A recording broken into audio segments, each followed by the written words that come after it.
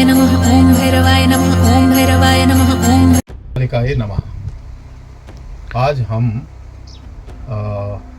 उत्तराखंड की देवभूमि उत्तराखंड के पौड़ी जनपद के पीरूखाल क्षेत्र में माँ भगवती कालिका के चरणों में ग्राम ढोर में पोखरियाल बंधु के कुल देवता काल भैरव के इस दिव्य स्थान पर आए हुए हैं।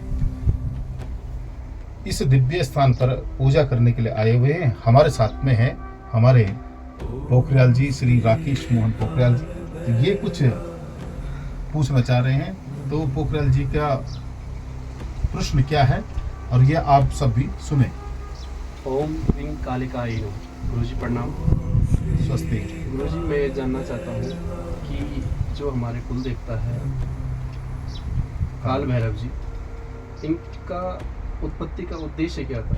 इनकी उत्पत्ति कैसे हुई और कैसे हुई, कब हुई, इसका मुझे जानने का बड़ा उत्सुकता है। जो काल भैरव है, काल भैरव की उत्पत्ति भगवान रुद्र का अवतार काल भैरव को माना जाता है। एक बार कहते हैं कि भगवान ब्रह्मा जी के पास सभी देवता गए तो कहा कि प्रभु हमें उस देव के बारे में बताए जिसका आदि अंत रहित जो देव हो। ब्रह्मा जी ने कहा भाई आदि अंत रहित तो मैं ही हूँ, क्योंकि मैं सृष्टि करता हूँ, बिना मेरे जो है सृष्टि अधूरी है, इसलिए आदि अंत रहित मैं ही हूँ। फिर जो है देवता और विष्णु भगवान के पास गए। विष्णु भगवान ने भी यही कहा कि मैं आदि अंत रहित हूँ, इसलिए मैं ही वह देव हूँ जिसके आदि अंत रहित हैं। लेकिन जो है तब वेदों से पूछा गया तो वेदों ने एक स्वर में, चारों वेदों ने एक स्वर में कहा कि जो है भगवान रुद्र ही आदि अंत रहित देव हैं। यह जब ब्रह्मा जी को ज्ञात हुआ तो ब्रह्मा जी कुपित हो गए, क्रोध आया ब्रह्मा जी ने, और ब्रह्मा जी ने शिव के लिए जो है अपशब्द कहे। अपशब्द कहे तब एक ज्योति उत्पन्न हुई और उस ज्योति से भगवान शिव ने काल भैरव को उत्पन्न किया। भगवान काल भैरव की जब उत्पत्ति हुई तो तब शिव ने कहा कि जाइए आप ब्रह्मा जी पर जो है नियंत्रण रखिए।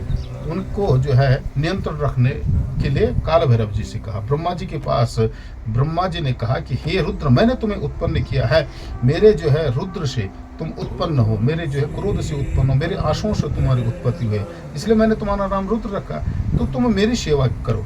तब जो है इस प्रकार ब्रह्मा जी के द्वारा अपशब्द कहे गए भगवान शिव के बारे में जब काल भैरव ने सुना तो उन्होंने अपने खड़ग से ब्रह्मा जी का 5वां सिर काट दिया था। इस प्रकार जब 5वां सिर काट दिया था तो ब्रह्मा जी के 5वें सिर काटने के कारण जो है भैरव पर ब्रह्म हत्या का पाप लग गया था। उस पाप से मुक्त होने के लिए, उस दोष से मुक्त होने के लिए भगवान शिव ने कहा कि तुम काशी जा करके तप करो।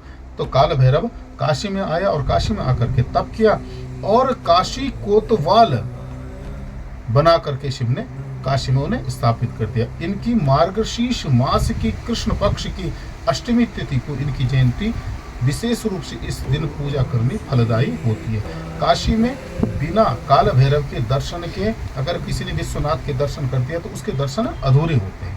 ओम ह्रीं कालिकाय नमः। और आप क्या जानना चाहते हो? गुरुजी, यह जानना चाहता हूँ कि बाबा भैरव की साधना कैसे की जाए? बाबा भैरव की साधना कैसे?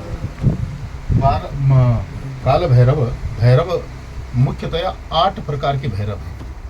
रुरु भैरव, क्रोध भैरव, कपाल भैरव, भीषण भैरव, उन्मत्त भैरव, सांग भैरव, संहार भैरव और आनंद भैरव। इन 8 भैरवों की उत्पत्ति अलग अलग प्रकार से हुई है। लेकिन अगर भैरव को अगर साधना है, भैरव की पूजा करनी है तो सर्वसाधारण है। जैसे ये दिव्य स्थान आपके कुल का यह स्थान, देवता का स्थान, तो काला भैरव के स्थान में विशेषतया जो है द्यू और त्रिशूल, केवल दिया और त्रिशूल के द्वारा यहाँ पर स्थापित रहते हैं। और जो है तिमर दंड, इसे कहा तिमरु, जिसे गढ़वाली भाषा में कहा जाता है टिमरू, ये तिमर दंड है।